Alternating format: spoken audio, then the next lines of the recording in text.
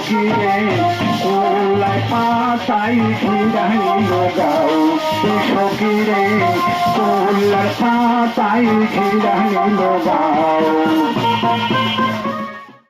দীর্ঘ এক যুগের অপেক্ষা, আর সেই অপেক্ষার অবসান যখন এক ফুটফুটে নাতির আগমনে হয় তখন আনন্দের সীমা থাকে না।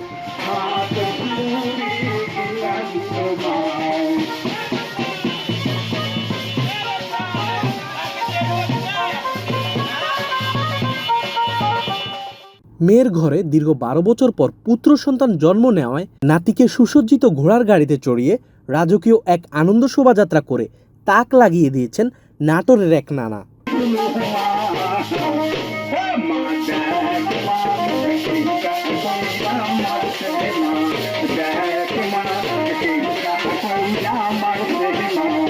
ঘটনাটি ঘটেছে নাটোরের সিংড়া উপজেলার শেরকোল ইউনিয়নের জোরমল্লিকা গ্রামে।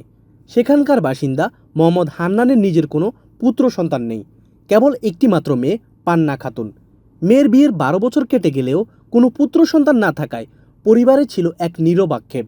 অবশেষে ঘর আলো করে জন্ম নেয় ফুটফুটে পুত্র সন্তান আব্দুর রহমান বিন মুসালিন, আর তাতেই যেন নিজের ছেলে না থাকার আক্ষেপ ঘুচে যায় নানা হান্নানের। এই মহেন্দ্রক্ষণকে স্মরণীয় করে রাখতে বুধবার সকালে এক বর্ণাঢ্য অনুষ্ঠানের আয়োজন করেন নানা হান্নান। নাতিকে ঘোড়ার গাড়িতে বসিয়ে নিজ গ্রাম থেকে শুরু করেন আনন্দ শোভাযাত্রা।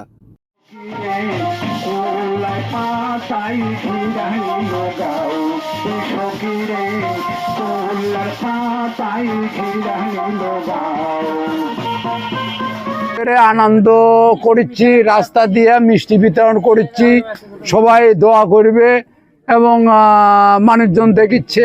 তার একটাই মেয়ে, তার কোনো ছেলে সন্তান নাই, তাই জন্য তার খুব একটা আশা ছিল যে তার মেয়ে যদি একটা ছেলে সন্তান হয় তাহলে ধুমধাম করে অনুষ্ঠান করবি। ওই তো লাতিনের ওই যে বাচ্চা হয় না, সে একটা বাচ্চা হচ্ছে, আমার ভাই একটা আফসোস করেছে যে ঘোড়ার গাড়ি দিয়ে ইংরেজি বাইজ দিয়ে এটা আমার লাতিক মিষ্টি দিয়ে বিতরণ করবো। সাল হওয়ার সময় আমার মামা শুরু করছিল যে আমার একটা নাতি হলে পারে ঘোড়ার গাড়ি অথবা ইংরেজি বাস দিয়ে আমরা মিষ্টি বিতরণ করবো, এই জন্য আমরা অনুষ্ঠান করছি। 8-9 বছর হচ্ছে মেয়ের বয়স, তারপর একটা ছেলে হচ্ছে। আমার শাশুড়ির খুব শখ ঘোড়ার গাড়ি করে লাতিক নিয়ে যাবো আর মিষ্টি দিব বাইনে দিয়ে, খুব শখে আনন্দিত আমরা আজকে ভ্যানে ছেড়ে যাচ্ছি। আমরা এর আগে শুনেছি যে মানুষের বাচ্চা কাচ্চা হলে আকিকা হয়, অনুষ্ঠান করে, এগুলা অহরহ দেখেছি, কিন্তু এই প্রথম দেখলাম যে মানুষ একটা পুত্র সন্তানের আনন্দে এই গাড়ি করে মিষ্টি নিয়ে মানুষকে পথচারীকে যে মানে পথে দিয়ে যাচ্ছে এবং প্রতিবেশী যারা আছে পথে যারা বসবাস করছে তাদেরকে মিষ্টি খাচ্ছে। খুব ভালো লাগলো, ধন্যবাদ।